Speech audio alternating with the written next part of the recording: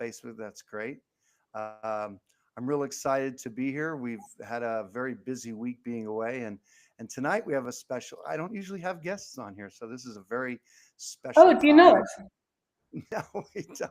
And so we have Elle Liberté is with us tonight, and I'd met her in Acapulco at least 4 or 5 years ago or more. It was when we were at the Princess Hotel, and 2019, Chris. was that okay? And so 2019. yeah, so that's awesome. So we're talking like 5 years ago, and no, yeah. So or yeah. So the but because we had all that COVID stuff, I never went back for some of that. But Ella's awesome. Always see her at events. She's always a mover and a shaker. She's always giving, and my experience of her is that she's not a although she participates, she's not a participant because she's always involved, engaging, a mover and shaker, and I like that about you. And so there's a lot. One of the things I love about going to an Acapulco is the social stuff, and where you're getting to know people from certainly all over the world. And I recommend any of our the people who are following Destination Freedom to definitely make it to an Acapulco, among other events that we attend. Or I think it's always good for people to get to know each other. So tonight, I just had some questions for Elle, and we were talking just the other day at one of the get-togethers, and we were talking about Trump and other things in America and all. And I was so blessed and intrigued by her response. I just wanted to share it with our group, and if that's all right, I'd like that. If you don't mind, that'd be cool. Um, so anyway, so Elle, would you give a little bit of a background on where you're from, and how you came into caring about freedom and things like that, and what brought you to um, an Acapulco where we met? If you wouldn't mind giving a little bit of a background, that would be cool. Okay, so well, I think I was always interested in technology, and when I was 6 years old, I desperately wanted to be a computer hacker and begged my parents to buy me the first ZX Spectrum Sinclair for my 7th birthday, only to realize that it actually wasn't connected to any other computer. And I couldn't actually reach the telephone line because it was way up high on the wall. And I didn't know anyone with a computer. So I got really into computer programming at the age of 7. And then from there, I kind of hit a bit of a glass ceiling because my computer was pretty limited with the 64-byte memory, and you had to back everything up on a tape deck. And I went through all the computer programming books and everything. And anyway, I decided to pivot into espionage and cryptography at the age of 7. And actually, when I left college, I really wanted to join GCHQ intelligence services just before I really understood what statism meant. But it all just seemed very glamorous to me. I probably watched one too many James Bond movies. They don't actually pay that much. So I thought, before I do that, I'll go and work in the City of London and just make as much money as I can. And I ended up working in corporate finance at an investment bank in the City of London. And this was just a little bit prior to 9/11. And on 9/11/2001, I went down to the trading floor. And what is usually a cacophony of noise and activity was just completely dead silent. And I looked up, so memorable, I looked up on the Bloomberg screens, and I saw the Twin Towers on fire. And you literally could have heard a pin drop. And then at that moment when I was there, the trading floor manager got up onto a chair and he shouted at the top of his lungs, "What the hell do you think this is? A freaking holiday, get back to work." A bit louder than that anyway, probably more expletives. And at that point, something really shifted in me, because I think I realized that, I'd entered the City of London without really, entered the corporate banking world without much desire to be in it. And I spent most of the time just baffled by all the acronyms that people spoke in, and just trying to work out what on earth was going on, and looking to the left and the right of me at other people that seemed to know exactly what was going on. And it just all seemed very baffling. But at that moment, I realized that something was really afoot, actually. And I decided to, I actually left and I went and bought all of the the newspapers that were available in the newsstand and took them home and just sat there and looked at them all and thought, why are they all trying to tell me what to think? They all had one unilateral message, which was Osama bin Laden did it. And I just thought, how can you know that in one day? It all seemed very strange. So I got in an airplane. I went to China. I just wanted to get away from everything Western, which was successful, because if you go to China, at least back then, there was no Western reference whatsoever, nothing written in English or any Western characters. And I just spent 2 weeks walking up the Great Wall of China, and then came back. And on the airplane at however many thousand feet, I had a bit of an epiphany, and I suddenly saw clearly, oh my God, it's all just a massive Ponzi scheme of complete nothing, and it's all going to collapse, you know. And I just realized that everyone there in the whole of the city of London was just spouting a load of nonsense, basically. And I realized I wanted no part of that at all. So I left that job, and I got headhunted to be the lead researcher for our leading political research show in the UK called Bremner, Bird and Fortune, 3 brilliant political satirists. And that was at the height of the Iraq War, just as leading up to the Iraq War. And we were actually the only voice on British media that was against the Iraq War. And it was kind of an exciting time. We built a big movement behind us, and we had a 1 million person march in a city in Trafalgar Square. And it really felt like we were going to stop the Iraq War, but unfortunately we didn't. So that made me feel quite disillusioned. And so instead, actually, I took the money I'd made in the City of London and rented some empty warehouses on the edge of the City of London and started some revolutionary music venues with all kinds of amazing underground artists coming, people like Roots Maneuver, and all kinds of international artists would play there. It was a very exciting time. And at that time, that's when all the documentaries were coming out, like Loose Change and Zeitgeist and Money Masters. So I started to screen those movies a lot and bring people together to discuss freedom and discuss the monetary system and alternatives to the monetary system. And that's when I discovered Bitcoin, and I went to my first Bitcoin conference. Actually, I went to the first Bitcoin meetup, which was in 2010.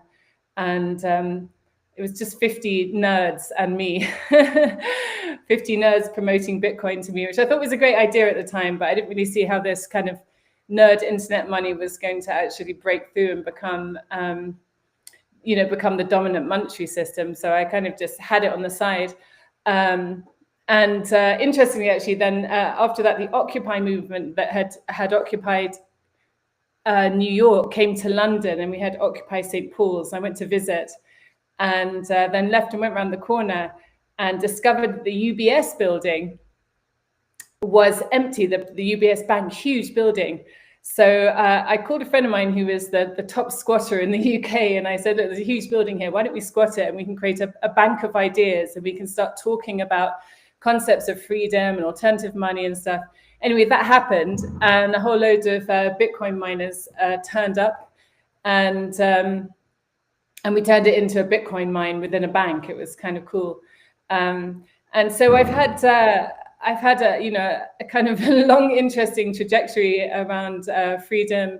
And I worked actually with Alex Jones and David Icke in 2013 when the Bilderberg group came to London, and we found out ahead of time they were going to be in Watford.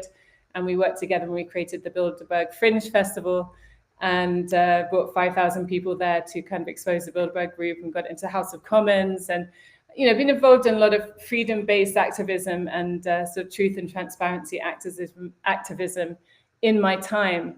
But I think probably a really significant moment for me was when I came to Anarchapulco that year. Actually, it was the year before lockdown, wasn't it? I think that I met you, possibly. I think so. Maybe it was 2020. Maybe it was 2020. So I came to... Either, I'm not sure. Yeah, well, I think it was 2020. I came to Anarchapulco, I met you, and that's when lockdown was happening. And I thought, I don't want to go back to the UK, because although I had a huge just movement that I started with my music venues then, but I had made a mistake actually just kind of a year after I did the Bilderberg thing with David Icke and Alex Jones. Just after that, I saw Donald Trump being interviewed by Alex Jones on the Alex Jones show, and it seemed kind of just a watershed moment for me that somebody that was potentially going to had a likelihood of becoming the president, I felt at the time, was actually speaking to Alex Jones about the deep state and about, really the kind of things we were talking about. And for me, that felt very significant. I didn't know a lot about Donald Trump at the time, but that really piqued my interest. And I felt that he was speaking from the heart. And I never heard a politician talk about the deep state or talk about some of these deeper issues of truth, essentially, that we used to, mobilize around. And so I started saying to people, posting that interview around the place and saying, is this a revolution we've all been waiting for? I.e., not what you'd expect Donald Trump to be that revolutionary. Anyway, I had no idea really the backlash that was. I didn't realize the setup that had already been done against him in the mainstream media. And so I just received a lot of animosity from my own community for that. So when I came to Anarchapulco in 2020 and lockdown started happening, I had really no desire to go back to the UK at all. And instead, after Anarchapulco, I went down to a little fishing village in Oaxaca called Mazunte, beautiful place. And it all started locking down there. And they actually made it impossible for people to leave. They said, you either leave and you can't come back, or we give you a little passport and then you have to stay here. And they just completely closed down the town, the little village, which was great because it was basically paradise. I put all my last cash down on renting a beautiful big palapa overlooking the ocean. But then I realized actually that nowhere in the town accepted cash at all. And the nearest cash point was 2 hours away and they weren't letting anyone leave. So it actually I suddenly found myself, with no community, no one I knew. I didn't speak the local language. I had no money. I couldn't pay for anything. I didn't have any food. And I got quite desperate actually. And I started getting up, having to get up early and be the first to the mango tree. And then, the first out to the rocks where the fishermen would catch fish every day with like a little stone with wire around it.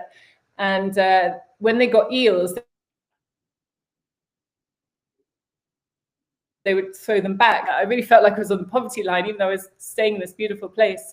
And I sat on my chair overlooking, I remember really, really distinctly, I sat in my chair overlooking the ocean, thinking literally, what is to become of me? How have I got myself in this situation?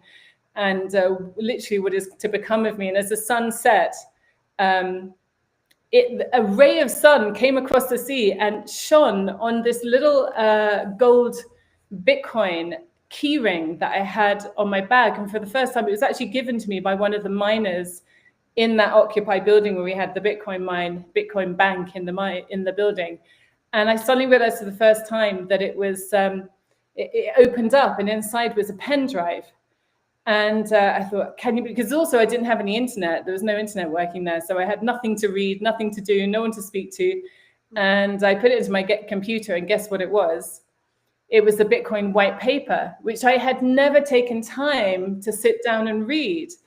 And I thought, isn't this interesting? I've been going out in the world, searching for freedom, searching for answers and ways that we can, change the status quo. And I hadn't actually bothered to sit down and read what is only an 8-page document with pictures. So you can call it like a 5-page document, basically. And I realized that I was meant to study that document. And I went very, very deeply into it. And interestingly, I thought maybe this is where I can just get some pocket money to buy some food. So I made some posters and put it around the town advertising Bitcoin lessons. And probably because the price was so low at the time, it crashed down to about $5,000. Literally nobody was interested. So on the day, no one turned up, apart from a 7-year-old girl, a beautiful 7-year-old girl. And I said, can I help you? And she said, I'm here to study Bitcoin. I've seen the posters. Just unbelievable. So I was slightly baffled as to how I was going to teach this 7-year-old the intricacies of the monetary system, geopolitics, all this stuff. But I remember when I was 7, I didn't have the mentor that I needed. So I took her under my wing. And then during lockdown, we went very deeply into the Bitcoin protocol. And she really pushed me deep. If you ever want to learn anything, get an eager 7-year-old and try and teach them. Because, you say, okay, so, with elliptic curve digital signature algorithm, leverages prime number factorization to create a trapdoor cryptographic primitive or whatever. And she'd just say, how?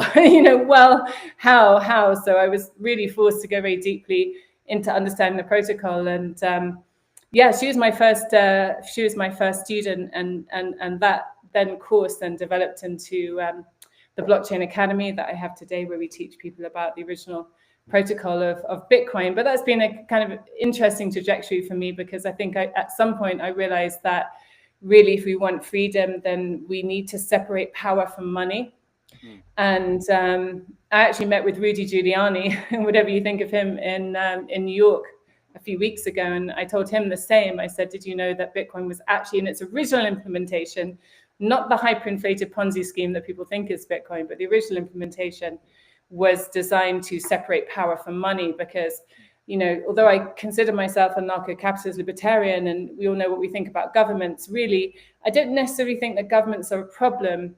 I think that it's the fact that they get to control the monetary system. You know, they get to print money, quantitative easing, fractional, all this kind of stuff. And you can make or break a society with that kind of power. And when you get a fixed base level protocol for money that anyone can access permissionlessly and anonymously in that way, then you basically take the power out of money. So that's been kind of an interesting journey for me on my freedom journey. But yeah, that's a summary of some of my freedom adventures. No, I mean, you know, you see how your intention has brought a number of things across your path, and I think that's cool, and I think that's how and where we're going. That's really cool. So, where was it about that you had heard about Anarchapulco, and that you had an interest to going there?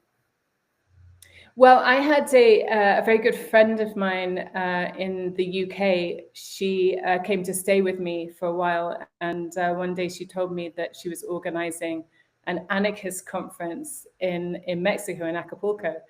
And I could, ever since I really delved into 9/11, after that, when it really sunk in, the truth of it, from watching those movies like Zeitgeist and Loose Change, I realized that I was an anarchist. I just declared myself an anarchist. I just thought, no government, no mainstream media can tell me anything anymore. I'm an anarchist. But I hadn't really, I have to say, I hadn't really, put the detail onto what that was. I just knew that I didn't want any part of government. I was never going to vote. I was never going to watch the mainstream media again. I just wanted out. So I considered myself an anarchist. But when she said there was an anarchist conference, in the UK freedom movement, we didn't really call ourselves anarchists. We called ourselves, free men, or, so I was really interested that somebody had put together an anarchist conference, and I didn't manage to go that year, but I went the next year. Yeah. And I was super impressed because in the UK, all the freedom movements, it's quite downtrodden in the UK. I mean, we're a nation of serfs, essentially. I always say people in America as you're a nation of pioneers, and you're a nation of people that sought to emancipate themselves into a new paradigm and create their own country. Whether that was achieved or not, that's another question. But in the UK, we very much have this indentured servitude mindset. And so even within the freedom community, which is all about emancipating themselves out of the implied contract with government, there's still a sense of indentured servitude, I would say. It's very downtrodden. People just living in sheds at the bottom of their mum's garden, plowing through, trying to take on the system. And when I went to Anarchapulco, I'm sorry? It's ingrained. You see it's very ingrained. Yeah, it's very ingrained. And, it's very like fighting upwards from the trenches, I would say, is the kind of mindset. And like you're in the muddy trenches just trying to take on this big behemoth of government. Whereas in America, or at least going to Jeff Berwick's event, number one, it was extremely glamorous and very exciting. And, a real embracing of free market capitalism, which is, we don't do that in the UK. We don't embrace free market capitalism. I think there's a very kind of puritanical theme underlying everything, whereas even people who call themselves anarchists were very reticent to embrace the free market. And when I heard about the concept through Anarchapulco of anarcho-capitalism, that really sort of shifted my mindset. That money wasn't necessarily the problem, I mean, having studied Bitcoin and kind of understood now more what a true monetary system could and should look like, I understand that money as a whole is a problem, but generally, capital is not a problem. It's a fundamental way in which we as humans emancipate ourselves and our ingenuity into the marketplace and into the world is through trade and through innovation, and that requires capital. So I think what Jeff Berwick was doing was a rebrand on the word anarchy, which of course, as he defines it, means no leaders. Yeah.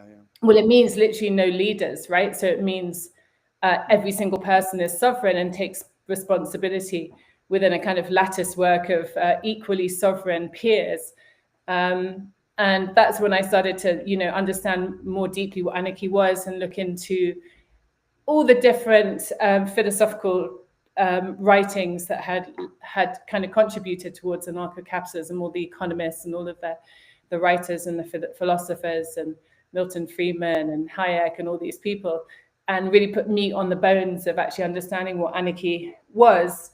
And of course, that's what Anarchapulco was designed to do, was to be an environment in which people can discuss these ideas of liberty and express different ways in which we can emancipate ourselves out of the system. And that's why when I met you at the bar and you told me what you did, I thought, well, that's fantastic, because you talked a little bit about some of these Freeman-style remedies. And you said, well, that's all good, but why go into conflict? There's no reason to go into conflict. The laws are already there, and it's already prescribed, the ways in which we can free ourselves from the system and create a new type of contract, that is in our favor. And I thought that was great, because I'd seen a lot of people suffer in the UK that had become very combative against the system and had suffered, that had done time in prison and lost their houses and all of this. And it left a big scar in the movement and dissuaded other people from going through the process, and made people feel that, it wasn't possible to emancipate yourself from taxes and from the system. And so I think what you're doing in creating that very secure space for people to find a very practical and very straightforward way to do that in a way that isn't scary or threatening, or doesn't just entice the full throttle retaliation of the state, because trust me, no one wants that. It's not fun. No, I agree, and I think that's one of our unique selling propositions is how we really help people to be peaceful about these processes. And it's interesting, is I remember being in Anarchapulco this year and others, where people from other countries are asking, can we do this kind of thing too? And my sentiment has always been, if you're being compelled to produce wealth for another, that's called involuntary servitude. Or if you're being compelled to work against your will, then that's called slavery. And those, in most Western civilizations or in most places, those are things that are illegal, wrong, bad, immoral, all of that. And so if your government isn't going to be so bold as to just be violating you, then there must be choices that are available that you don't know about.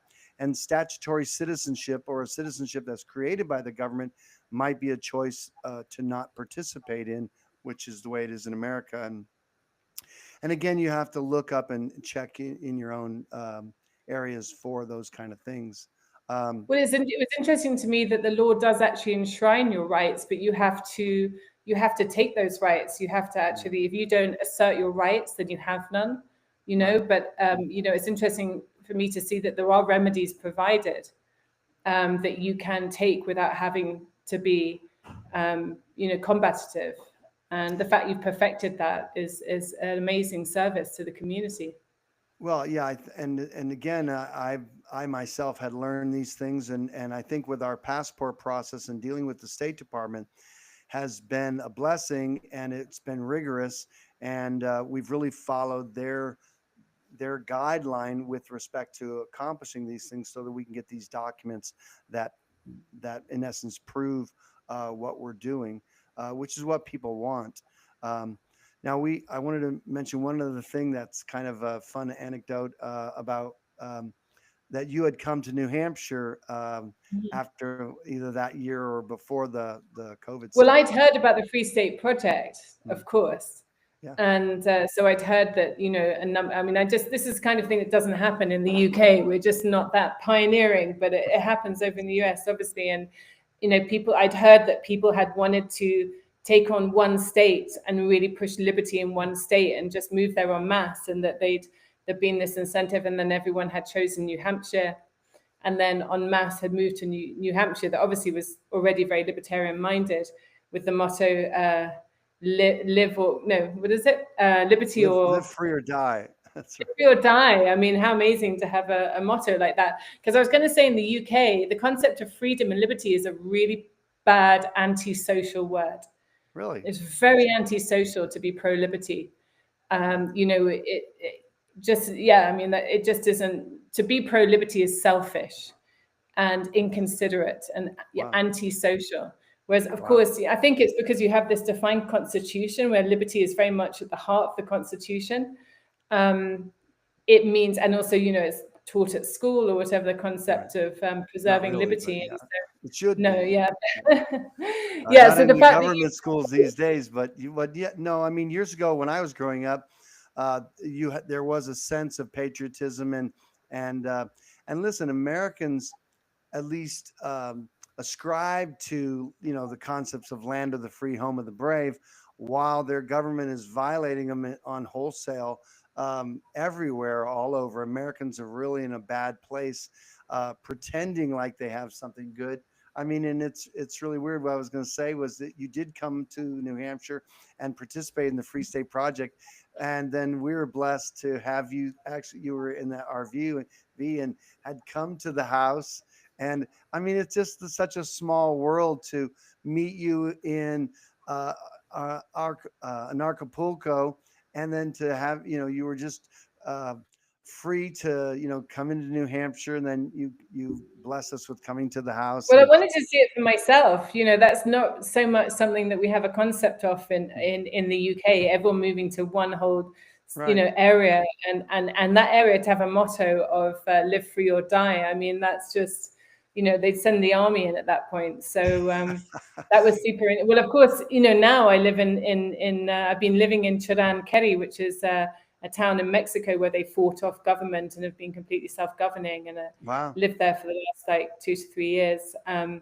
So I've kind of, I like to go around. I obviously went to Liberland last year, and I like to go to these places where, liberty is living.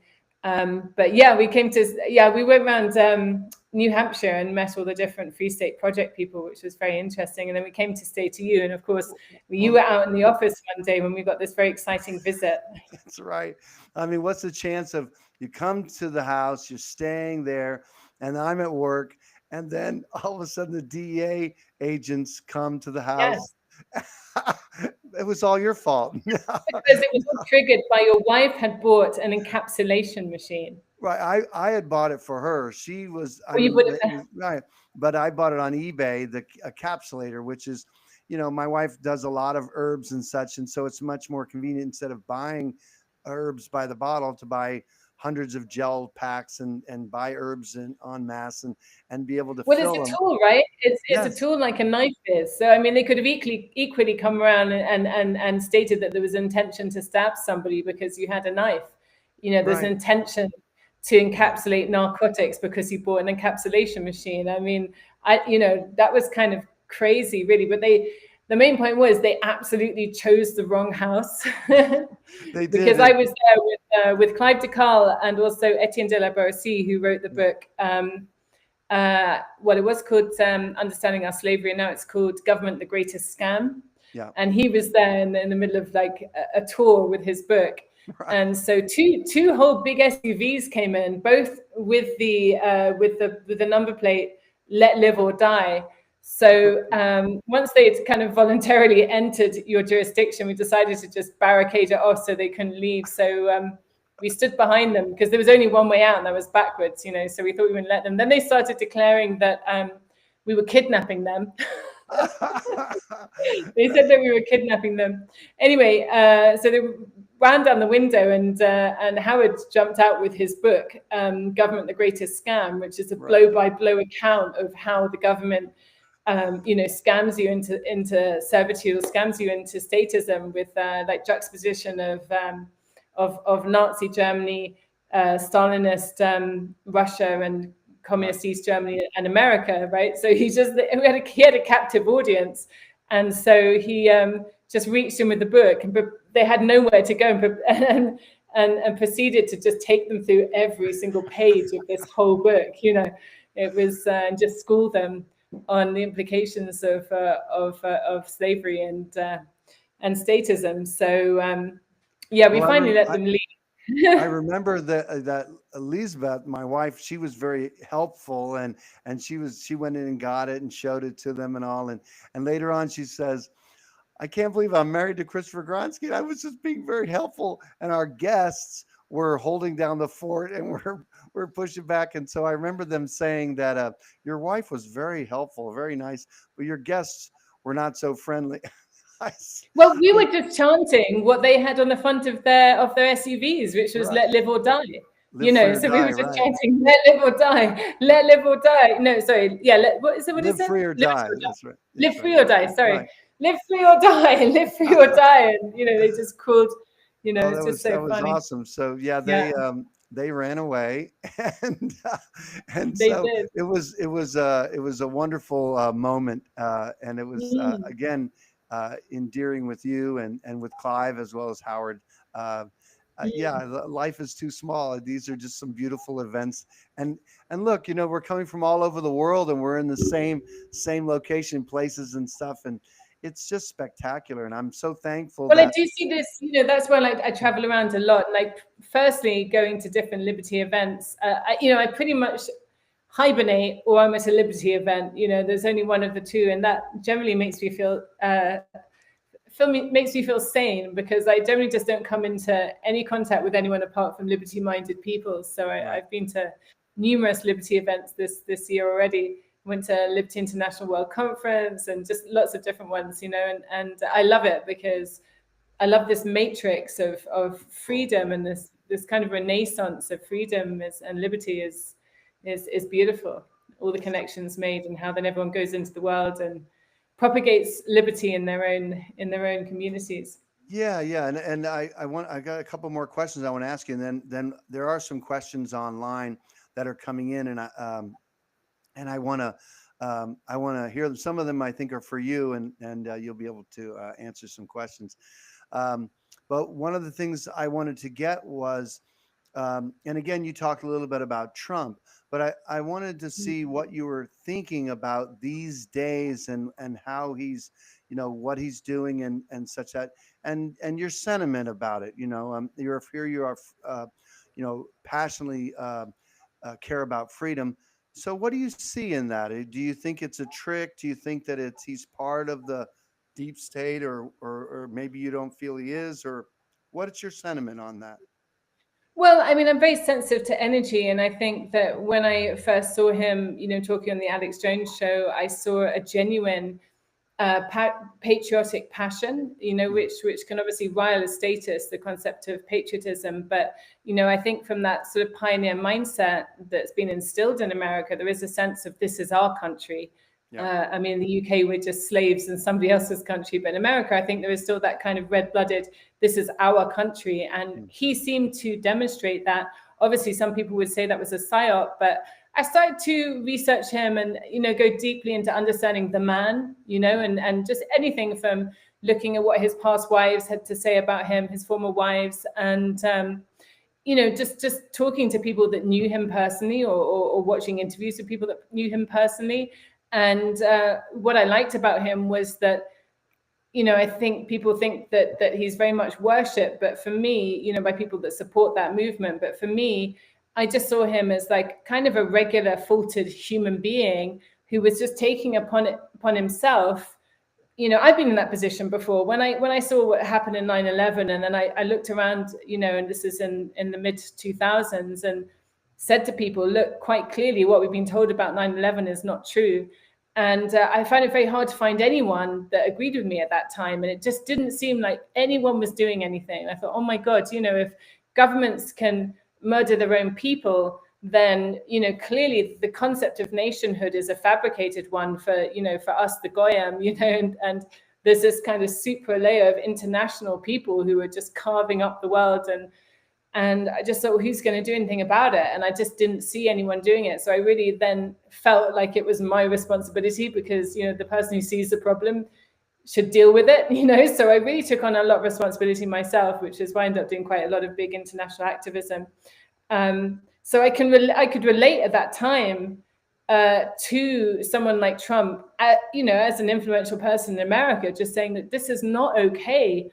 Our country is being dismantled. You could say since Reagan, or you could say before that, it's been systematically dismantled. And, whether that is via, Israel or China or whatever it is, whatever you believe is dismantling America, it's been wholesale dismantled spiritually, morally, culturally, economically, industrially. Yeah. America, sadly, has been completely dismantled. And in the UK, we've had a very or in Europe, a negative view of America, because we just sort of see all of the colonialism and the invasion of other countries and the wars and everything. But I think I've spent a lot more time in America in the last few years, and I really resonate with the founding principles of that country. And I think they did a remarkable job, actually, with the Constitution. I know some people are a bit hesitant to say that, but last summer I spent some time just reading people like Thomas Paine. I actually went down to Lewes in Sussex, England, and spent time in his pub where he set up his debating society, and reading Common Sense. And that was obviously written in the 18th century, Common Sense, but it's kind of amazing that everything he said is still true. When he was really battling against the divine right of kings, and and Thomas Paine was, in his Common Sense essay, he was saying, well, if monarchs are appointed by God, why would God not actually appoint someone with a bit more, aptitude for the job? Why does God always appoint this person that's faltered and so on? Just a lot of really interesting insights. And so I could see that in Trump, that he was just an industrialist or whatever that cared about his country. That was the feeling I got. Yeah. And it's not to say that he's perfect, but I admired his dedication, and I think in that way, I feel like he's inspired a lot of people. And I've always said, actually, that the American conservative movement is the most impactful revolutionary movement of our time. And obviously I consider myself a narco-capitalist or a libertarian or whatever, and I love going to Anarchapulco, and I really respect and admire the work of people like Jeff Berwick. But when you're looking at impact, when you're really looking at the real situation on the ground in America, which is frankly frightening, when you just think about the fentanyl crisis and the prison crisis. I mean, you're talking about real people and real people's lives. And obviously there's the ideological perspective, but at the same time, if you just focus on the ideological perspective, which I guess is a long game, so we're all playing a long game, but there's also a short-term disaster. There's a short-term, immediate humanitarian disaster in America. I mean, I can't believe sometimes when I travel around. America's a third world country. In many parts of America, it's shocking. It's really shocking. I'm in Mexico right now. You don't see drug abuse in Mexico. You don't see people staggering around on drugs, collapsed on the floor. I've never seen that. I've never seen it at a bus stop. I've never seen it in a bus station. I've never seen that in Mexico. I'm not saying that people don't take drugs, but you just don't see it on the level that you do in America. And it's frightening, So yes, okay, we're playing a long game in terms of ideologically, but there has to be something in the meantime that's going to deal with some of these, the child trafficking, all this stuff. And unfortunately, anarcho-capitalism, libertarianism is not going to fix that immediate humanitarian situation. So, yeah. So, I mean, so I went actually and the other reason why I admire the American conservative movement is because, sometimes I feel with anarcho-capitalism that people are just speaking to the converted in a bit of an echo chamber. It doesn't necessarily break out. Obviously, more people are coming to the movement since COVID and having their eyes open.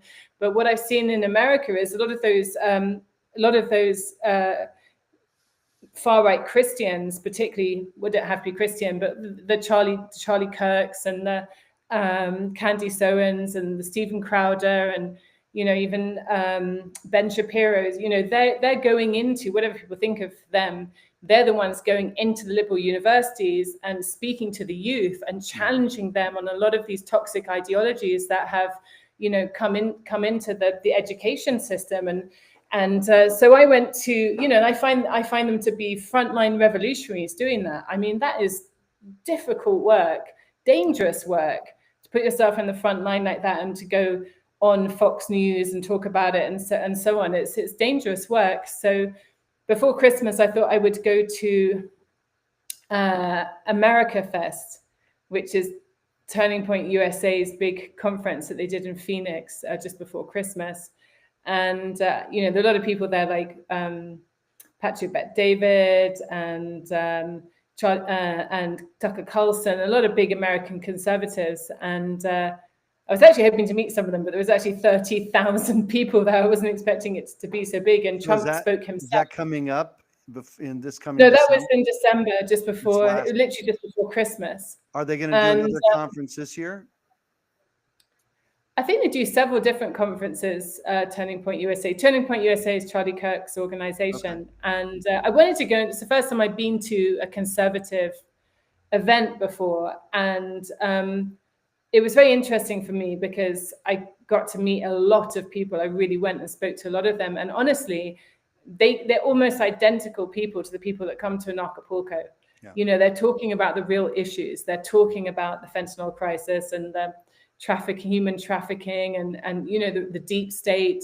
And they're all talking about that. You even see people with like chemtrail t-shirts on. And, I think there's been this kind of renaissance. And I do attribute a lot of that to Trump because I think, on a sort of archetype level, if you see beyond the personality and the flawed man and you look at him as an archetype, if you read his book, Art of the Deal, which is a great book, basically, because I think the way I see it is that it's an update of the book Sun Tzu's Art of War, which is obviously how to win, in a military engagement in a very bloody way, and I feel that Art of the Deal is a more peaceful interpretation of Art of War. And it's looking at how you can negotiate and broker your way out of situations.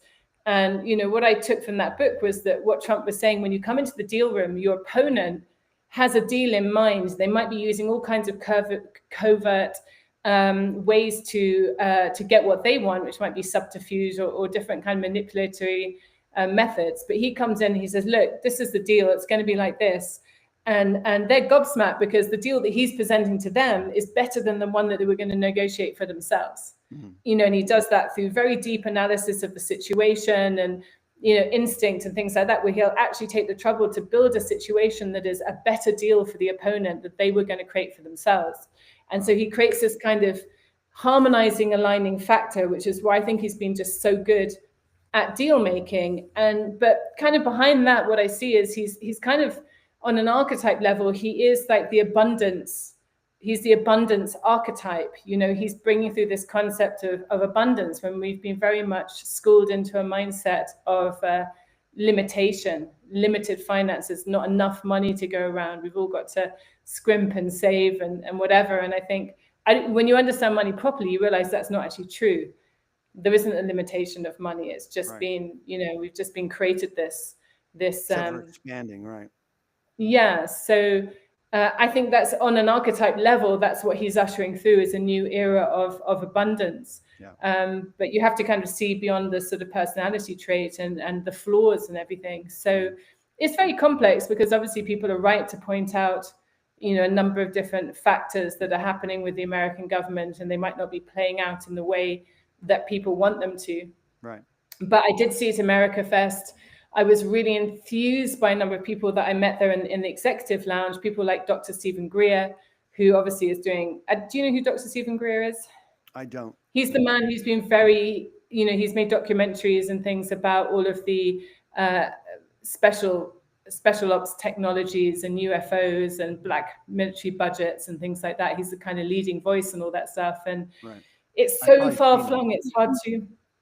I'm sorry? I've probably seen him, not familiar with all. Yeah, he's very distinctive looking, kind of big guy with, so Dr. Stephen Greer. And, it's one of those people you don't really know if they're for real, because the stuff they're dealing with is so outside of your comprehension. But I sat with him for 2 hours and he gave me a personal download. And I realized at that time he's 100% dedicated and committed to that truth coming out. And he said that he was there to be introduced to Trump and Trump's people to brief them on the motherload of, if you go to Dr. Stephen Greer's YouTube channel, he's talking about this stuff, but he was there to brief Trump on the motherload of information that had been disclosed or, had come out of whatever classified information. And I said, how is it possible that Trump doesn't know this stuff? And he said, well, he doesn't. And I said, well, I know it from watching your YouTube channel 15 years ago, but I'm hearing more and more that it's easy to think that,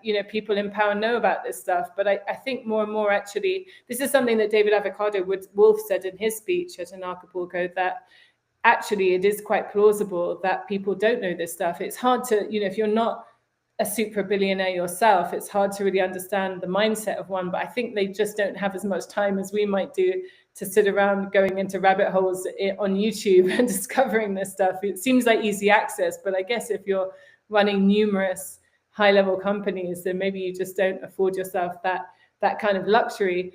And so it was encouraging for me. There was a lot of ex three-letter agency people there who were kind of, coming in to advise and stuff, and who had been penalized by the deep state one way or another. So I kind of saw a lot of interesting formulations happening. And I feel that in a way, what Trump is doing is he's a space holder, and he's enabling new energies and new information to come through. And I think, if we obsess about him as as a particular person, then of course it might not live up to expectations. But what I see beyond that is I see a lot of openings for exciting new things to come through. And I do think there's basically a 4-year window to try and embed something lasting into America, that is going to, to rise above this constant turbulent, cycle of politics. So, what does that look like? Well, I would like to see hyper Bitcoinization, but of the original protocol, not of the Ponzi scheme that people think is Bitcoin, because then we would get that separation of money and state. And if we have that separation of money and state, actually governments are then rendered nothing much more than a service industry, which is what they should be, really. Government should be a service industry with a transparent contract, and they perform according to that contract. And if they don't, you can switch jurisdiction, or you can, take them to court or something. That's really how a government should operate. But if we can extrapolate that power from the money, then we're going to be much closer to that. So those are the kind of things that I would like to see seeded into the system. Well, we have this kind of opening, energetic opening, which is what I see represent. I think that's like the when you were talking about Bitcoin earlier, is because Bitcoin doesn't afford privacy, because it's an open blockchain, and you can see these transactions. It's perfect for government and perfect for corporations, so that all of their transactions would be seen. I think that's a benefit. When you really understand and this is where libertarians, it's quite jarring for libertarians when you understand Bitcoin. When you study the original protocol, 0.1.0, the original protocol, what you realize is that there's a very delicate balance between complete transparency and privacy. And it has to be that way, because when you remove the middleman who's providing the auditing services, so like if I send you money, I can't see inside your bank account. But if you commit fraud, the government can come in and subpoena the bank, and they can see all your bank records, right? So there is kind of privacy and there's privacy. And there went the deep. Hold on. We'll see. She's frozen, but maybe it'll come back around. What's that? Yeah, and we'll see if she'll just hold on there. We'll get to some of these questions, and when she comes back in, because we have a BTC question here, permissionless as far as Bitcoin. So let's see. Should I pull her out and then we can do that? Let me see if she'll come back in. I think she'll probably come back in if we can pull her out. Let me just. Do we have a way, Michael? Of there he is. She dropped. Okay, so I want to get her to. I'll answer some of these questions, but I want to get her to answer some of these. Angelo, at least I think I know who. Do we think Bitcoin is permissionless? And usually, I'll let her answer some of that. Let's see. She'll. I'm sure she'll come back in. If she comes back in, Michael, just make sure she's approved. And let's see here. Philip says, I'm also a federal employee, by the way. So I don't know where that. No, I just want to see if I don't want to miss anybody's questions here. Angela says with all KYC people. No, that's okay. I'm just going to see if I see any questions that I can answer for somebody. I will wait for her to come back in, and then we'll just have a conversation about that. Here she comes back in. All right. Oh, look at that. That's Mexico for you. Well, yeah, and your signal looks much sharper in that capacity. That's good. Does it? Okay, great. Yeah. So we're just getting back in talking about Bitcoin. One of the questions was, and I don't know if it's rhetorical, but do you still think Bitcoin is permissionless? So I wanted to just first address the question of privacy, because what I was saying was that it can be quite jarring to libertarians, the concept of there being an open protocol. And at the moment, if I was to send you money to your bank account, Chris, I would not be able to see any of the details in your bank account. But if a government was to think that or if a court of law ruled that you had committed fraud, then they could subpoena a bank to reveal those transactions. So, our money isn't private at the moment, but what it is you have these controlling parties that do have access and everyone else doesn't. When you remove those controlling parties, the only way to create a peer-to-peer network, the only way is that everyone has equal access to all the information and everyone can audit it. That's the point of it.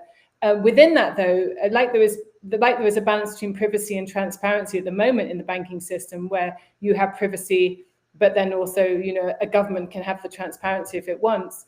It's just differently organized within Bitcoin. So what that means is that everyone has access to all of the information, all of it.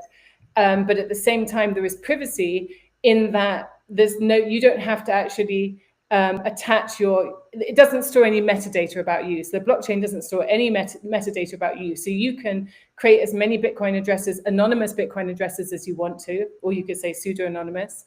And then you can obfuscate your relationship with your transactions by not attributing any of your personal information to your transactions, because all you have is a Bitcoin address and that isn't tied to you. However, if you wanted to evidence something, then you could evidence the fact that those Bitcoin addresses belong to you, or you could share that information with people that you're transacting with that wouldn't go into the outside world. So there's this very interesting balance between privacy and transparency. And obviously, people are very excited about privacy blockchains like Monero and Zcash and all these ones. But the thing is, it's very difficult to build out global commerce on top of a completely private blockchain. And sometimes, I like Monero, I use it, but I've paid some people sometimes, and I think it hasn't turned up, often because they haven't synced their node or whatever. But there's not really an easy way to evidence that payment was made. I can send them the transaction ID, but if they look at that transaction ID on a blockchain, then they're only going to see the time of the transaction and the fee. That's all they're going to see. So they can't even see the amount, and they can't see who sent it or who received it. So whereas there is a place for Monero or for these privacy coins, which is what you call dark fi, Bitcoin was designed to be light fi, right? So the alternative, so either, if you really kind of extrapolate down the road of what dark fi means, and I've been dark, during COVID, I was born in in Germany at the height of the Cold War in a military hospital, you know, and grew up in Germany and just spent the whole time meditating. How can one of the most civilized nations on earth have descended into, you know, into fascism? And then, you know, so my mind went into a very dark place during COVID, and I really siloed myself and went completely dark. I mean, completely dark. I didn't have a telephone. You know, I didn't. You remember you used to try and take photographs of me sometimes, and I just, you know, I just didn't want to have. Didn't want to, yeah, and I just didn't want to be online at all. I went completely dark, but the truth was it was very, very difficult to operate. It was very lonely. I was very siloed, you know, and I basically just backed myself up into a corner and created a prison for myself. And that's not actually a very fulfilling experience as a human being, as a social human being. So, you know, I think with Satoshi, what he was trying to do was create a protocol that would incentivize honesty and incentivize, you know, everything coming into the light. Because what's more important, that truth freedom people silo themselves into dark recesses of the internet, or that we expand truth and transparency out, you know, into all of those darker recesses, and which is more important? And that's what Bitcoin was designed to do. And I think when you really think it through, as I have, it's actually better that kind of truth and light emancipates itself into the darkness, rather than the freedom community just subsumes itself into a dark little prison, and then you get this kind of segregated society between the statists, you know, and then the, you know, like, that's not actually a fun reality. Well, we feel that way in the work that we do. Is I'm always saying, you know, and I'm an advocate of privacy, but I always say everything in the light. You don't have to remember everything. Always tell the truth. Always be honest. It's really a much better place to be. And again, that balance between my privacy and everything in the light is what you know, eliminates that fraud or other people who don't have good intentions. I wanted to catch a couple more of questions. and more that you study Bitcoin, and for me, I meditate on this balance between transparency and privacy, which is what Bitcoin does. It's a very interesting and sophisticated balance that is met there, and I don't really know how else we can go about, you know, really emancipating the world out of its darkness with a dark protocol. That's how I feel. Anyway, what was the question? The other question? No, it's a good word. There was someone that said, Angelo says, with all the KYC and people being duped into centralizing wallets and exchanges, do you still believe a transparency default chain is the answer for people's right to privacy? So, I mean, I do think there's intermediary. I mean, you know, Monero could be very helpful if we were to descend into fascism, but you know, I'm playing a long-term game, and I do use Monero. But you know, I think one thing that's important is education. And what we found is, you know, the reason why we started the Blockchain Academy is because, you know, there's a real need for understanding properly of Bitcoin. Because if you want to understand Bitcoin and you put it into the internet, then you're just going to get a whole load of people telling you when to buy, when to sell, you know, and a whole load of you know, other people's opinions about Bitcoin. And that's why we really tell people to go, if you want to understand Bitcoin, if you want to understand the entire cryptocurrency space, it's actually very, you know, there's 10,000 different cryptocurrencies, but they all came from Bitcoin, because obviously that was developed in an open source setting. So anyone can go to github.com/Bitcoin/Bitcoin and clone the code base and create whatever cryptocurrency. You can do it in 10 minutes. It's really not that hard. But if you want to understand the whole cryptocurrency space, then start by understanding Bitcoin, because that was the first one that solved, you know, the really insurmountable problem of how you can create a decentralized peer-to-peer currency. Lots of people have tried before that, and Satoshi Nakamoto was the first. And you can understand his vision by just going to his original white paper, which was launched or was published 1 year before Bitcoin launched in 2008. And that first heading is quite simply Bitcoin, a peer-to-peer electronic cash system. A purely peer-to-peer version of electronic cash would allow online payments to be made directly from one party to another without going through a financial institution. So it's all written there, just the first page. You know, after that, it tells you how it does it, but the first page tells you what it was meant to do. And yeah. No, that's, I so think in terms that's of one KYC, of the, well, sorry, a lot of people will say that, you know, it doesn't, it's not backed by anything, and you know, that kind of a like an asset. But and I think your point is exactly the benefit is transactions without a government or a bank in between is the asset. Go try to find that. And of course, you So know, to answer the permissionless aspect, I mean, the permissionless aspect of use of Bitcoin is so elegant because, you know, if you've heard the term, it's governed by maths, not men. And so there's no controlling party. So how do you start using Bitcoin? All you need is a 2 to the power of 256 or a 256 bit number. That's all you need, yeah, which is when it's then expressed into base 58. It is just, you know, a 32 digit number of letters and numbers. That's all you need to get going. Where do you get that from? You can flip a dice 256 times, and every time you get a head, write down a 1. Every time you get a tail, write down a 0, and you have a 256-bit binary string that is your Bitcoin address. That's all you have to do. Or you could roll a dice 100 times and then write that down, and you have your Bitcoin address. So you can get involved by just flipping a coin 256 times, or just randomly choosing a number out of a possible permutation of 2 to the power of 256, which is basically 15 quintillion, which is about the same amount of atoms as there are in the universe. That's all you have to do, is pick a number. And so the security of your Bitcoin is actually held in very, very large numbers, and the impossibility of somebody else guessing your particular number, because the possibility of permutations is so large. So Bitcoin leverages very, very large numbers in its security. And that's a permissionless aspect. So what, who was the question answering, the question coming from again? oh, that was coming from Angelo. And, Angelo, yes. So Angelo talking about permissionless, and obviously there's this problem that there's a continuing kind of centralization of things, and you have all these middlemen that are stepping in, and you know they actually look after your Bitcoin address, so you don't have real access to it, and things like this. Well, that's a question of education. It's really a problem of education, and explaining to people what permissionless means, because we live in such a permissioned environment that we really, do you know when I really understood about permissioned environments, Chris? It's really interesting. A few years ago, probably over 10 years ago, I woke up one morning and I just woke up with an overbearing desire to purchase a riot police uniform. And it was at a time in London when there was a lot of rioting, and all these riot police would turn up in all of their big scary outfits, and kind of just pissed me off, really, the intimidation. So I went onto eBay and I saw a riot police uniform for sale in my size for £100.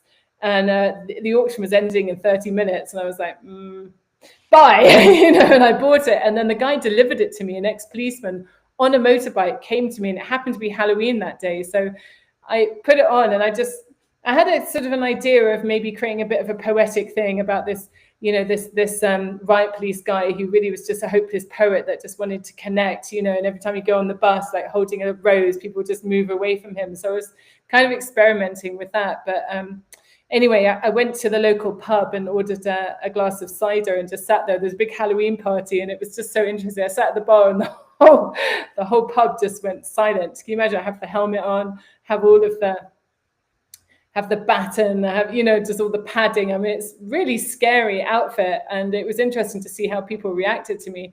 So I thought, well, this isn't working. I'll go out on the street. And I started cycling around on it, and I went to go kind of knock on people's doors that I know, and frighten people. Anyway, it was actually not a very nice experience, just how people react to you in the outfit.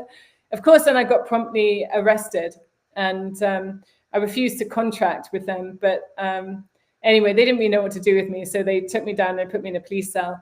And at that point, I realized actually that every time, if I asked to have a phone call, then I could go out of my cell. I was still in my riot police uniform, and I could just walk around in the police station in my riot police uniform and sort of wave at people. It was a very bizarre event. But it was when I was then taken to court, and they handcuffed me and put me into a little cell in a truck to go to court, and I was handcuffed. And I looked out of the window, very surreal experience, the whole thing. Looked out of the window at my normal high street, and I saw people waiting in line for things, and waiting at the zebra crossing, which we have to, for the light to go green and all these things. And I just looked out, and for the first time in my life, I could really see how permissioned, I was in this little incarcerated in this little box, but I looked out and I could just see how permissioned everybody's lives are. Everyone's just waiting to be given permission to do things. And we've internalized that so much. And I think for me, when you really understand about how permissionless Bitcoin is, that no one can stop you using or transacting Bitcoin privately. No one can stop you doing that. You can just flip a coin 256 times, write down your address, give that address to somebody. They can then send you Bitcoin, and you're in the game, and you can start building all kinds of commercial projects on top of Bitcoin, and no one can stop you anywhere in the world. That is really mind-blowing and very, healing and emancipatory for someone that has been lived in a very permissioned framework all of their lives. So, that permissionless aspect is really important, but we need education to be able to educate people about how you can operate Bitcoin properly as an operator in a permissionless way. And so, that's part of the stuff that we teach at the Blockchain Academy. I don't think that when he was asking about the permissionless that he didn't know. Angelo does a lot with privacy, crypto, and all that, and it looks like I just wanted to just wrap this particular thread up, and he says here with the KYC and people being duped into centralized wallets and exchanges, do you still believe a transparent by default chain is the answer for people's privacy? And he goes on, I just want to catch all these here. With all the KYC, let's see, no, that's the same one there. Well, can I just qualify that, Chris, sure. What you're saying? So KYC is know your customer, right? So if you are transacting Bitcoin through a centralized exchange, where essentially, so the way that Bitcoin works is you get your Bitcoin address, which you can have your wallet create for you by choosing a random number, or you can choose your own random number, but it's just a random number as your account number. But you have, before that, there's a cryptographic relationship between that account number and your private key. And basically, to authorize the sending of your Bitcoin within this permissionless environment, it doesn't require your personal authentication. It doesn't require, your address and your passport and your retina scan and everything. You just need to be the owner. You need to demonstrate that you have the cryptographically derived private key. And if you can demonstrate that to the network at the time that you make the transaction, the network will automatically authorize your payment.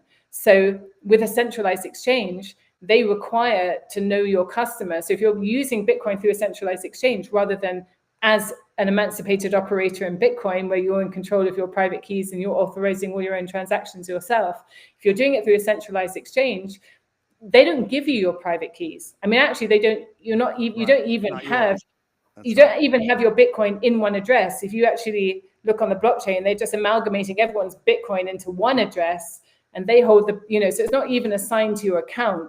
So in that scenario, they know exactly who you are.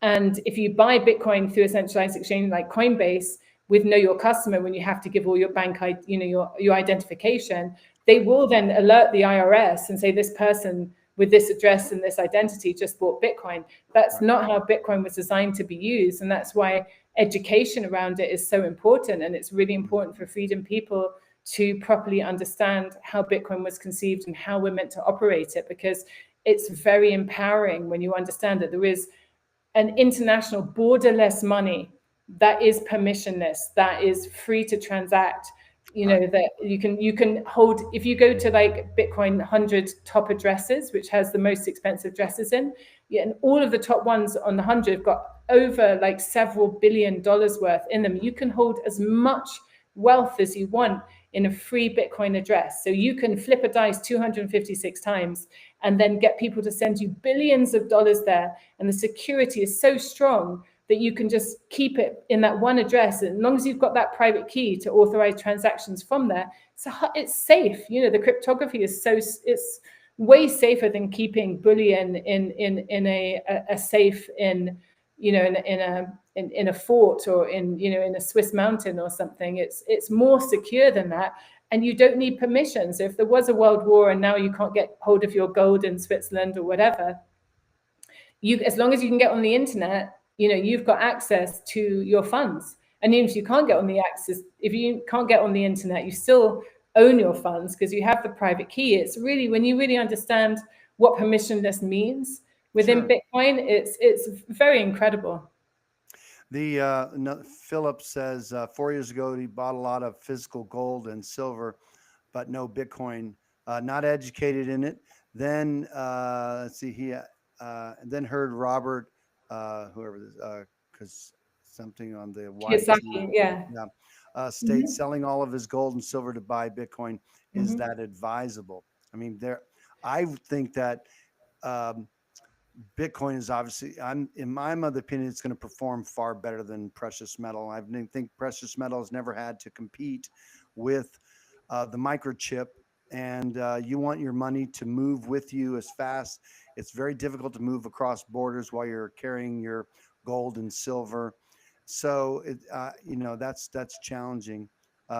Well, the thing is, Chris, that what people think is Bitcoin is not Bitcoin. So if you're talking about BTC Bitcoin, that's not actually Bitcoin, because what happened was after Satoshi Nakamoto stepped off the protocol under that pseudonym in 2011, a lot of vested interests, notably coming from MasterCard and various other places, started to fund the core development team and actually broke its original peer-to-peer design.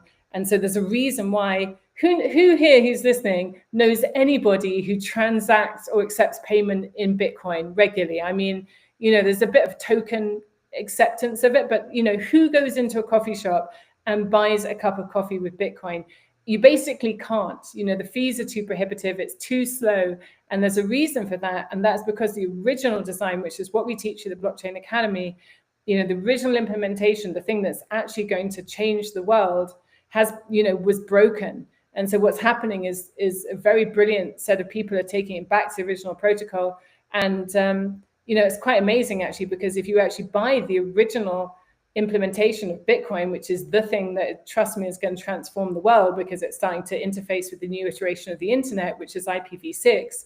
And when that happens, then peer-to-peer has a very different meaning than me sending you Bitcoin. It's now every IP address communicating with every other IP address. And IPv6, instead of having like 2 billion IP addresses as we have in IPv4, basically we've used up all the IP addresses. When we transition to IPv6, then we're talking about basically limited IP addresses. Now, if you imagine if each one of those IP addresses was basically a node able to communicate with itself, now you've got a completely decentralized version of the internet. And the more you understand Bitcoin, you realize that was the end game for Bitcoin. That's what we teach.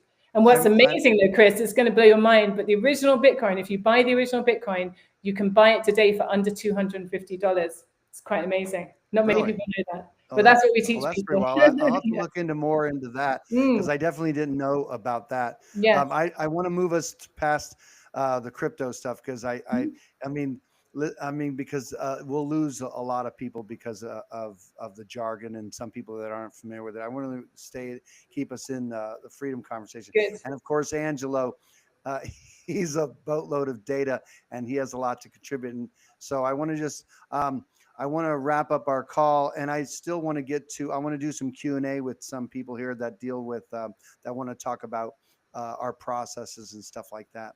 So, anyway, I'm going to move on to that, and I'll get back with that. But I want to thank you for your time today, and I appreciate you willing to be on. I think people have really enjoyed having you here. It's refreshing. You're much more refreshing than I am, and so it's. Well, if anybody does want to understand Bitcoin properly, then just drop us a message at blockchainacademy.info. blockchainacademy.info, Michael. And we would love to teach you about the original. Put that on there, because this will be on YouTube, and we'll have that on there. I want to make sure, see if we can get. So it's blockchainacademy.info. Correct. Yeah. So we'd love to. Anyone who really wants to understand Bitcoin properly and what that means for the freedom community, we'd love to teach you. I think it'll blow your mind. Well, that's cool. Do we have that, Michael? Would you find that online first, and then you copy? We just want to make sure that we have the right website date on there, just as it's spelled, Blockchain Academy. That's good. So we'll post that on in a second here. So, and again, are you planning to go to Liberland this year at all? Well, I've become a bit of a fair weather Brit now, so I generally go there when the weather gets good, to Okay. Europe, which is generally from June onwards. And obviously, the 10-year anniversary is happening in April 15th. Like 11th or something through. Yeah, I mean, something like we're that. Middle planning of on going over for the 10th anniversary. I'm hoping. So the 10th Uh, anniversary is in April, and yeah. then the Liberpulco, which is a joint event between Anarchapulco and Liberland, and I went to that last year, and honestly, it was just phenomenal. Oh, If you that's haven't great. been able to make it to Anarchapulco, which is also phenomenal, then and you're more Europe-based, I Mhm. really recommend Liberpulco. And I don't know if there's Liberpulco.com or if you go to Anarchapulco.com or if you go to Liberland.org. But if you look for Liberland or Liberpulco, so Liberpulco is the amalgamation of Anarchapulco and Liberland, and basically Anarchapulco, they produce it together, and it's in a beautiful. So basically, Liberland obviously is well, the president of Liberland, Vít Jedlička, who was a Czech politician who got frustrated with all the corruption in government, decided, well, sod this, I'm going to go and start my own micronation. He identified the one last piece of no man's land, unclaimed no man's land on the planet, basically, which was this piece of tidal estuary of the Danube between Serbia and Croatia. And the tidal estuary exposed this 7-mile long piece of land that neither side wanted to claim because of the border dispute that was happening there. So Vic came and claimed it and turned it into Liberland, and it's been going for 10 years now. And again, it's quite remarkable because generally most countries come about because of some kind of war or battle, and Liberland's been completely peaceful. And I love how they go about things. So unfortunately, Serbia is very cool with them being there, but Croatia, we call them the blue meanies. Every time Liberland goes and builds something on its land, Croatia comes along and knocks it down. So Are they still doing that? Well, they were, yeah, they are a bit like, we call them the blue meanies, but it's a hearts and mind campaign. At some point, they'll all join. They've got some very innovative ways to kind of win the hearts and minds of the Croatian police, and I do believe they'll be successful at some point. But in the meantime, they have a beautiful village called the Ark Village on the Serbian side of the Danube. And it's just a paradise. There's a lake with a sauna on it, a beautiful clubhouse, the stage. It's a really perfectly designed festival arena, which is where they'll be holding the 10-year anniversary, and it's where Liberpulco happens, and it's just a delight. I really, if you want to see, history in the making of this country unfolding, I really recommend going to either Liberland 10-year anniversary but go to Liberland.org and find out. I was there a few years ago, but back in 2019 or somewhere in there, and they hadn't been on there yet, and I stayed in Sombar with another client and all, and we had a great time. This year, Michael and I are going to go in April, and then we'll consider going in September as well to be a part of a bigger event there, because I'm in the process of getting my Liberland passport. Fantastic. And so what I want to do is I'll look to have Vit come on and talk on our broadcast here. So we'll see if we can get him to show up for that, just like you're doing here, and that's a blessing. Great idea. We'll definitely follow up with that. They have a fantastic national anthem as well. Is that right? It's fantastic. I sometimes just listen to it in the morning just to kind of get me all pumped up for the day. It's a really beautifully written national anthem. I mean, they have everything. This is the cool thing about what they're doing, is they're just kind of lifting the veil on the mystery around creating a country, and we just get obsessed with the concept of nationhood. But actually, anyone can come along in a way and just create the mythology of a country, which is what they've been doing in really spectacular style. So it's really worth engaging with Liberland. It's very rewarding. Well, that's awesome. Well, thank you so much for being on tonight, and we appreciate you, and maybe we'll have you back at some point. And I would love to. I'm looking forward to seeing you somewhere in the world, I'm sure. Yes. So, if not, hopefully we'll see Liberland. That would be good. Yeah, that'll be great. Well, thanks so much, Elle. And thank you so much for having me on, Chris. Always a pleasure. Okay, take care. Have a good one. Thank you so much. Take care. Let's see. Yeah, I'm just not sure. There we go.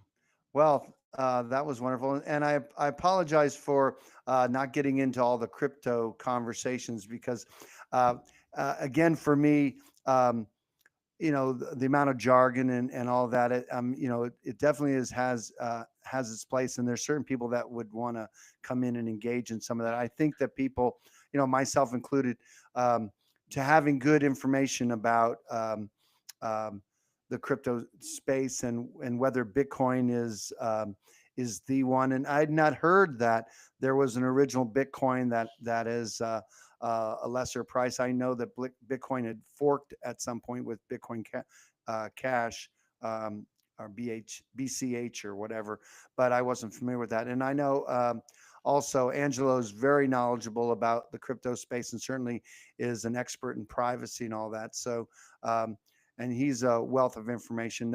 And matter of fact, it was Angelo, I think that. And it was certainly Jeff mentioning it, but Angelo's come up to Pork Fest and has been a big advocate of Pirate Chain, and he's fierce about privacy, and that's certainly our right. And sometimes we don't realize the value of securing our privacy, and privacy is going to be a premium in the future. It should be now, and a lot of people um, don't care about that. But again, I think someone on here was talking about Trump's relationship with the technocrats. I um, I did not vote for Trump. I'm not against Trump. I'm for everything he says. I mean, not everything, but generally speaking, we'll see if he follows through. I'm definitely for everything he's done is doing to decentralize and pull power away from the feds and return it to the states. I'm a big advocate of that. I think that states should stand up and be more responsible. Um, and so there were a couple of questions on here that were asking about our processes, and I wanted to catch. Um, let's see here again. Let's see. That's Angelo had a lot to say with that. Um, so let me see. I was just going to move away from the crypto questions. Um, someone says enchanting speaker. Oh, I think I knew who that. That's my brother. That's enchanting speaker. This is looks like maybe it's not my brother. It's a Mike. It's another Michael. Anyway, um, glad to have met you, Elle, with my brother Christopher and his son Michael. Yeah, prayers for you, continued success and safety. That's good.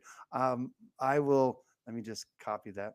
I'll send that over to Elle so that she gets that, Mike. Let me copy that and post that somewhere because I have her on. Oh, let me see if I can. Oh, that's not good. Let's see. Let me just. I'm just going to. That's good. It's not. I just want to drop that down. That. But anyway, I'm just going to send that over later on. But let's see what else is on there. Someone else asked about. I don't can't see the question. It was something about someone having a lot of their income. I was just trying to find where that question was. Did you see that, Michael? Um, yeah, I didn't see it. I don't know. Let me see. Is that right? Yeah, that's cool. We'll get those questions answered. Um, all right. So let's see. No, I couldn't find it. Anyway, someone was asking something about um, their income. Did you see that question about the you know? Okay. What benefits would I get besides not paying income tax while giving up my federal citizenship, which means not collecting Social Security that I've paid into for 43 years? Uh, um, yeah, responsibility is a tough cookie, but yeah, you didn't pay into anything for 40. You got taxed for 43 years, and your government that was pretending or lying to you that they were holding Social Security.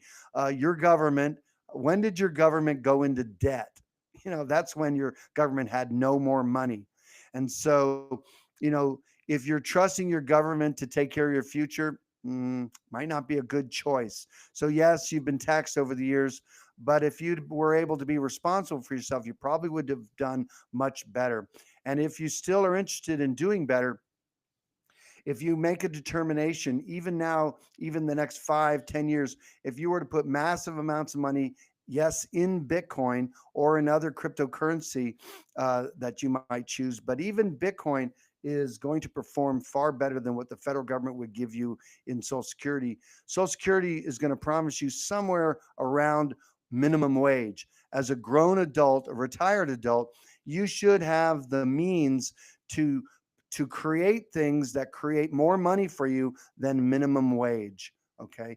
And at your age, you should be able to responsibly take or be able to create assets to make you money.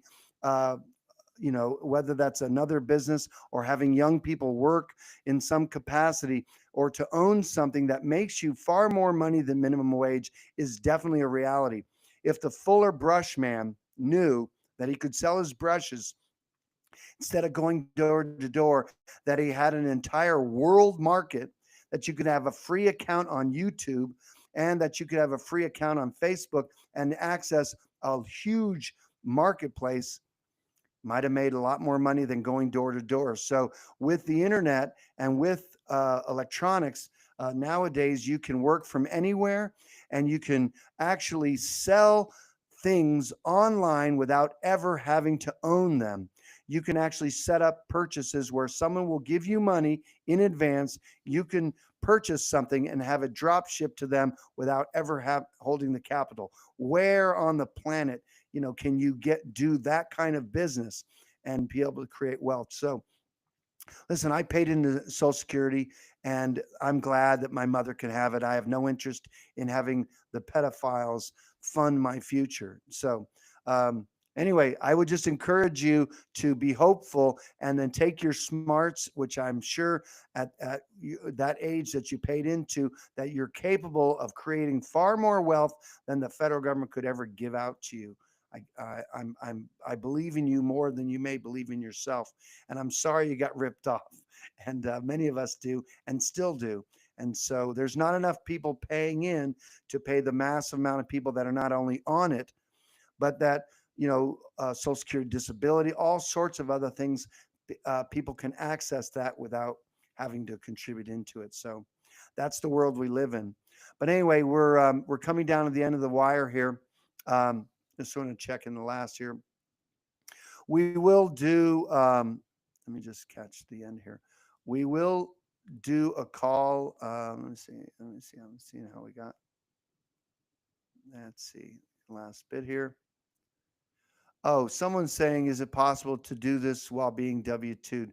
I'm going to be honest with you, is no, because you're not gonna be employed by a corporation and take a tax stand while they're withholding Social Security and doing that kind of relationship.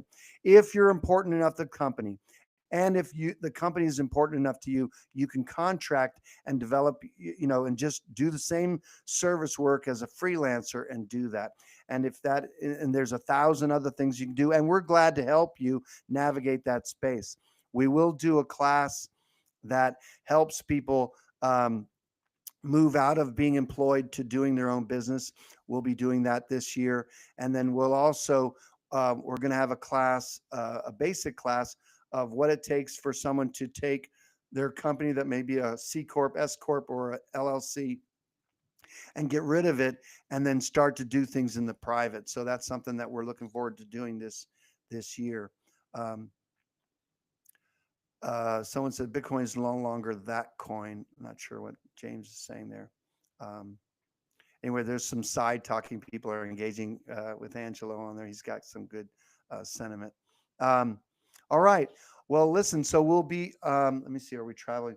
I think we're still going to be able to do next week as I'll have the time to, we'll be traveling, but we'll be able to do our client call next Tuesday, and we'll do this Wednesday night call on Wednesday. And I'm hoping to get Vit from Liberland to be on. We'll see if we can get him to come on and talk a little bit about the project and what it entails. I think you're going to find that very interesting. And then hopefully at some point, maybe we'll get Jeff to come on and share his sentiment, about his vision and certainly what Anarchapulco is all about. And you might want to be a part of that. And we'll see. Okay, thanks so much for being on. And I'm delighted that you showed up on here. Looking forward to seeing you soon. Keep us in your prayers if you would. Be sure to like and subscribe if you haven't done that yet. It really helps us, and we'll give you notifications on when we're coming on. All right, and we'll talk to you soon. Take care. God bless, and have a great night.